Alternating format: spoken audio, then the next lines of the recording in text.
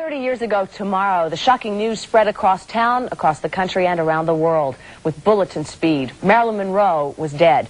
She was a huge star back in 1962, and 3 decades after her death, her star is still on the rise. Here is today's Inside Story. 30 years after her death, Marilyn Monroe is a bigger star than ever. At the offices of the official licensor of Monroe memorabilia, Marilyn has been memorialized on everything from clothing to calendars, coffee mugs, neckties, jigsaw puzzles, and even a wine called Marilyn Merlot. The man who markets Marilyn says he's only carrying on a tradition which Marilyn herself began when she was alive. She actively marketed cosmetics and perfumes and men's shoes and a host of paper products like posters and greeting cards and calendars and things of that nature.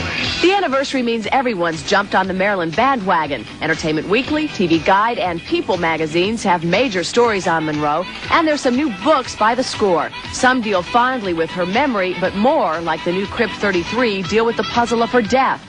Crypt 33 publisher Steve Schragus says it's that mystery which lures readers. She didn't die of cancer. She died in a very mysterious way, which to this day, 30 years later, everyone speculates as to what really happened. In one new volume titled Marilyn, The Last Take, authors Peter Brown and Patty Barham have no qualms about claiming that Marilyn was murdered, since she threatened to go public about her relationships with the Kennedys. She just got to be a real problem, and they didn't know whether her threats were serious or whether she was just making them up. But the word went out to Marilyn had to be taken care of. She was a nuisance. I'm going to tell them about Jack and me and Bobby. The makers of a syndicated TV special titled The Marilyn Files will come to a similar conclusion when their show airs next week, according to producer Mel Bergman. On August 12th, we are actually going to tell you that. Who murdered Marilyn, why, and who the co-conspirators were. But not all in Marilyn's memory is devoted to her tragic death. Fox Home Video, in honor of the 30th anniversary, is releasing the Marilyn Collection, a dozen of her movies.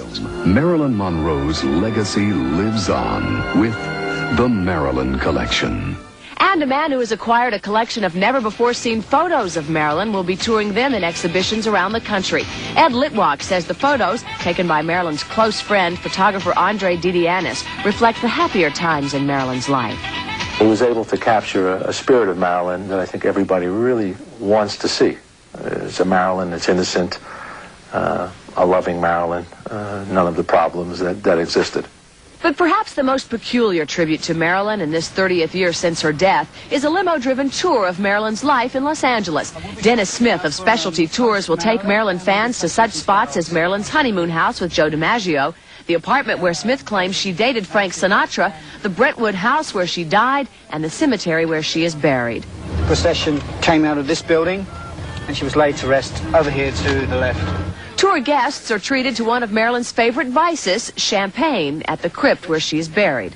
Marilyn likes champagne. If Marilyn was alive today, I don't think she would mind people standing here toasting Marilyn with a glass of champagne. She would probably join in. According to the New York Times, merchandising of Monroe memorabilia earns more than $1 million a year for her estate. The money benefits the Strasberg Institute, founded by Monroe's acting coach Lee Strasberg, and a medical center, which trains child therapists.